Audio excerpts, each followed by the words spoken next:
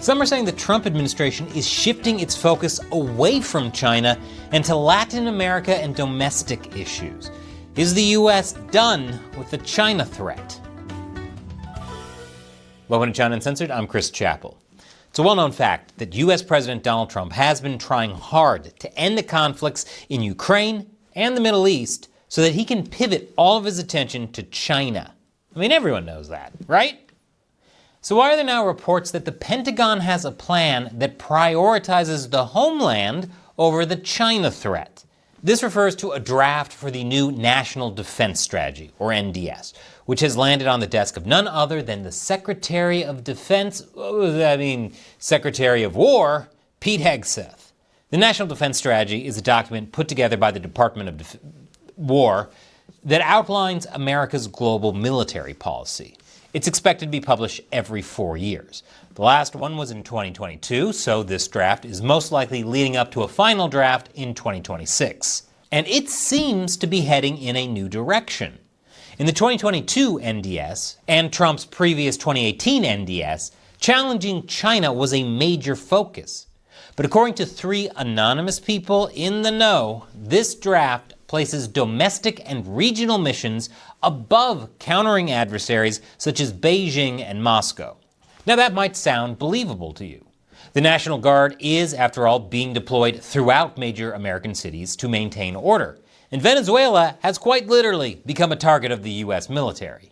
And Hegseth recently told his Chinese counterpart the U.S. does not seek conflict with China, nor is it pushing regime change or strangulation of the PRC.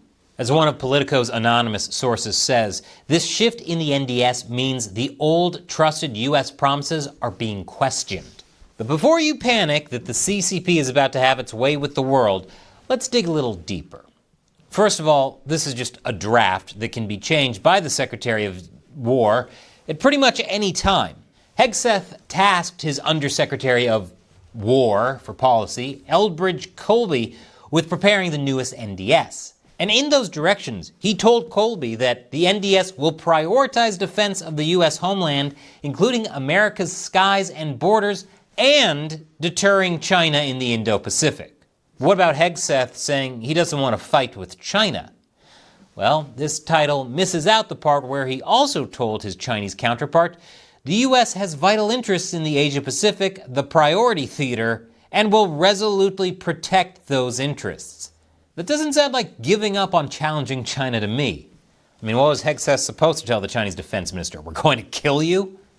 In fact, the domestic and Latin American shift may actually be about challenging China.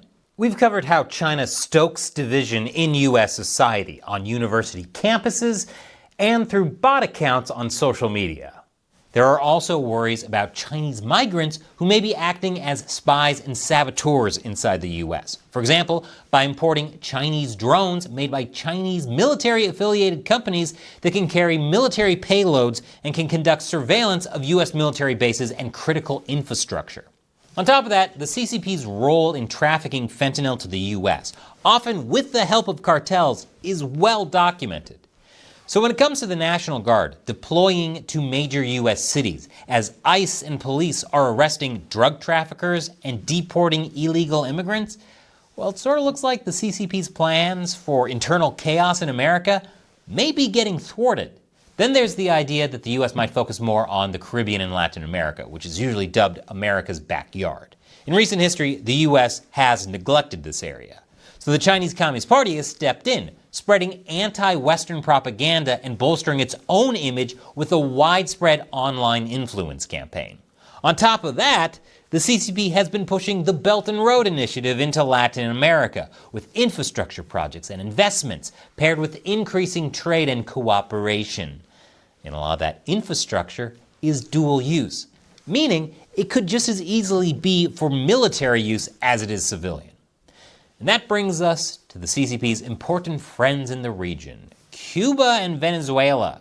When U.S. military vessels start amassing off the coast of Venezuela, and the U.S. military starts holding drills in the area, on top of a strike that allegedly killed several narco-terrorists, the U.S. is not just focusing on quote-unquote regional missions.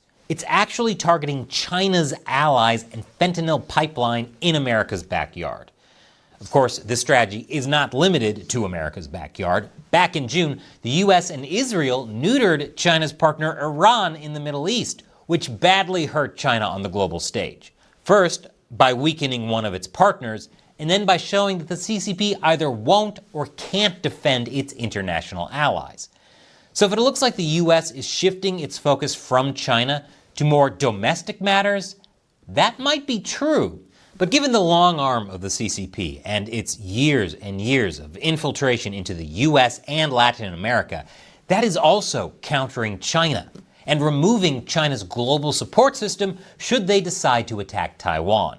In addition, securing the US internally against Chinese propaganda, spies, saboteurs, and drug trafficking eliminates another potential distraction for the US.